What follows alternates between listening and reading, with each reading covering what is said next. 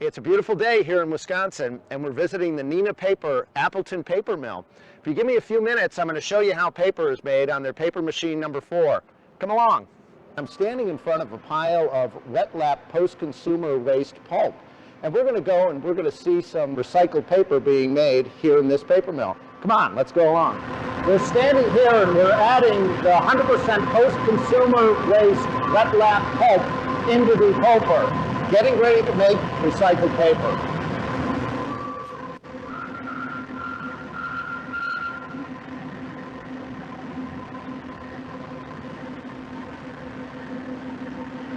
Here we're starting to see a variety of different pulps being added to the pulper.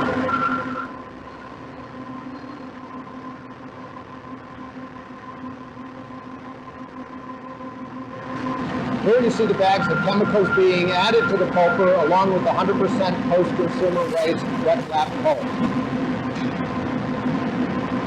Here we are at pulper number 4. You can see the pulp being mixed.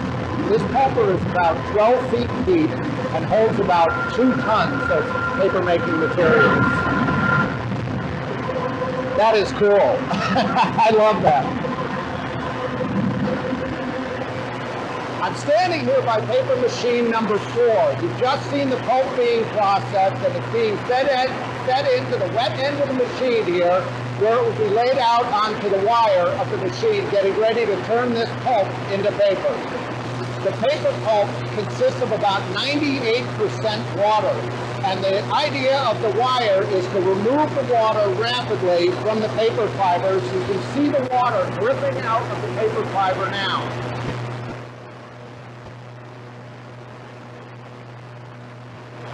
Still here on the wet end of PM4, the paper running by is going at about 650 feet per minute.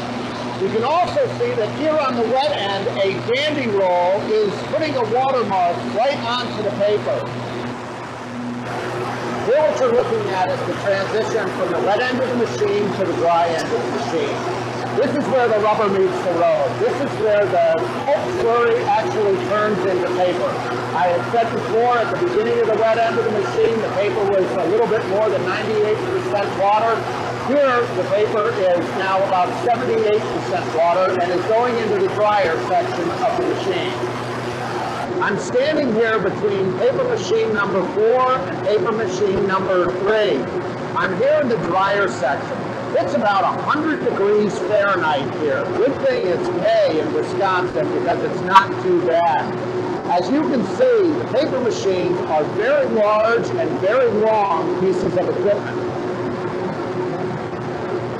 As you can see, I'm standing right in front of the dryer section of paper machine number 4.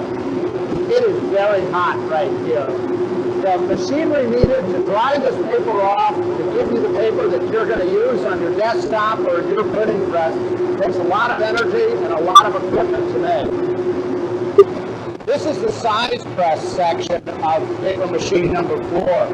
This is where sizing is added to the paper. This is what gives the paper its surface strength and as well adds some smoothness to the sheet.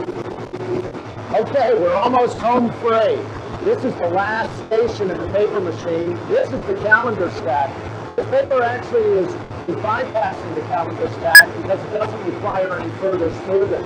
But if they did want to make this paper more smooth, it would be winding through these polished rolls.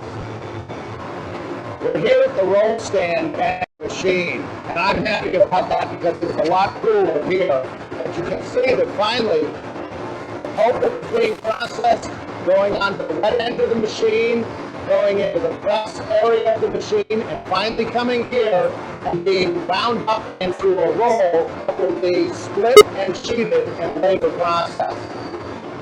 Here I'm holding a sample of paper that's just come off the paper machine. This is the paper maker's sample. You can see that it's stamped, signed, and so on. Paper quality is of the utmost importance in paper making, and taking paper samples is one way that the paper makers make sure that you're getting the best quality product coming off of some of the finest machinery in North America.